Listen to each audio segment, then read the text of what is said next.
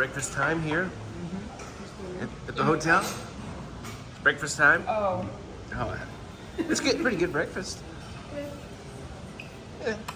Well, you can't. Sometimes you can't please everybody. Breakfast time. Oh, this is breakfast time. Yep. All right. It's the next morning. We're headed through Washington, D.C. We come by here yesterday. International, thank you, Karen. Spy Museum. We're headed to Ford's Theater for a 9 a.m. tour. It's close to 8. We're headed that direction.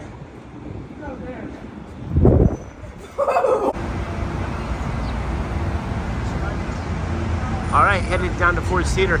We need to go to E Street and make a right.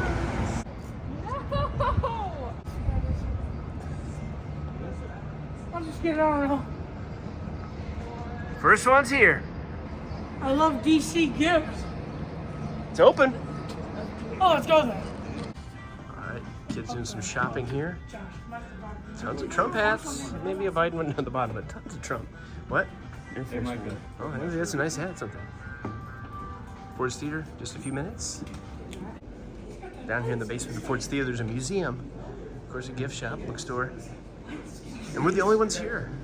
And then two giant buses came in. Stop for fun. Look at that. Yeah. Oh, stop. Ready?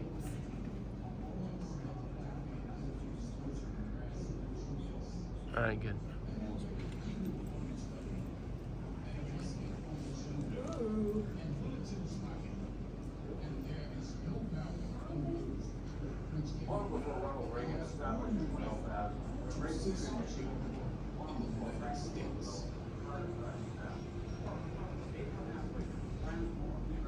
Henry Wadsworth Longfellow, It's the quilt for signatures, right? William Sherman. Where's Lincoln? He's kind of center. Oh, right there. Grant is up above him. You realize that's Grant? And Sherman's up above him. It's pretty cool. There's a lot of them I recognize. John Greenleaf Whittier.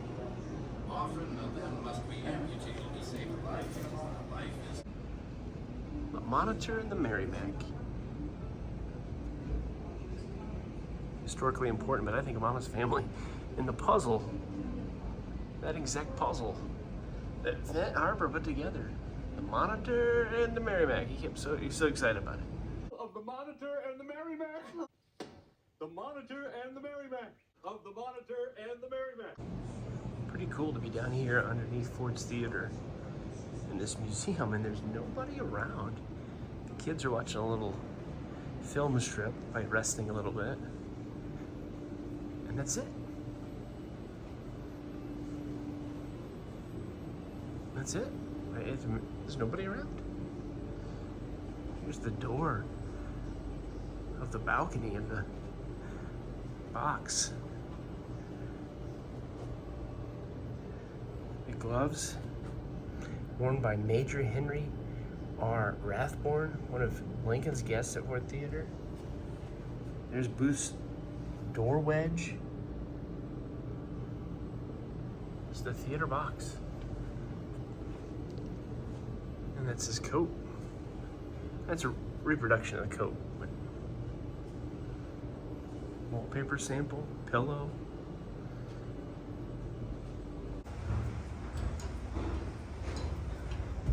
First one's here again. We're going upstairs. Here's the Ford's Theater. I don't know if we're going actually upstairs, but we are the first ones.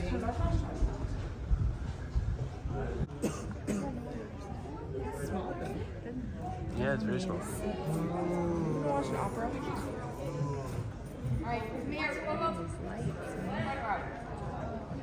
Those lights, it's crazy. Hey, the four of you, smile. Josh.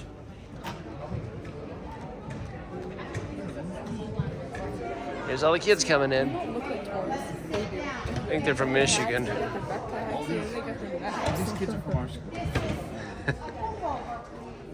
Just like a. I love the floral Washington hats. I think they got one of the Union soldiers.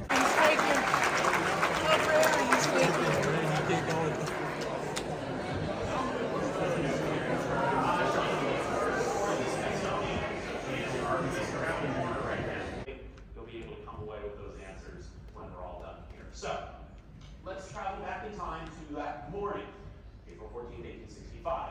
It's important to know that the mood in Washington, D.C. at that point is a happy and joyous mood. The reason being, the war is going to be over really soon. Robert E. Lee, the most famous Confederate.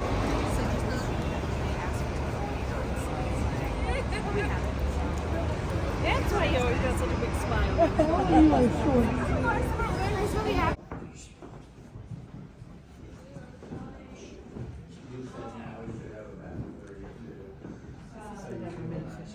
Yeah.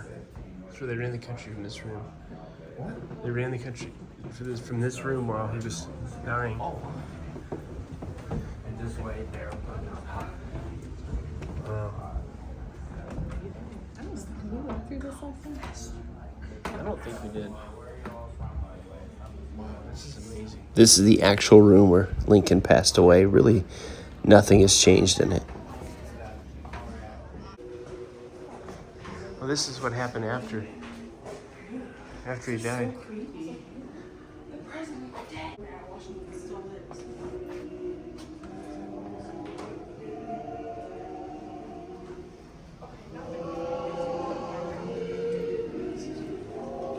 His casket's in here. Was his actual body in it? No. He was buried. No. Wait, they brought his casket back over here. No, they're just showing you what happened after he died. He rode a train around the country, his body. This looks like whenever somebody, like a president dies and they put like the flag over the casket. They rebuilt it. It was down to just the outside walls.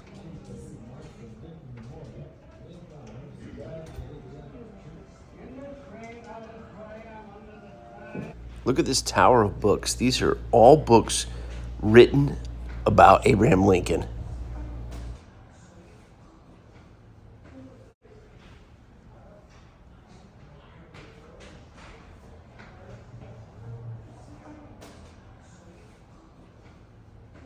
That's awesome.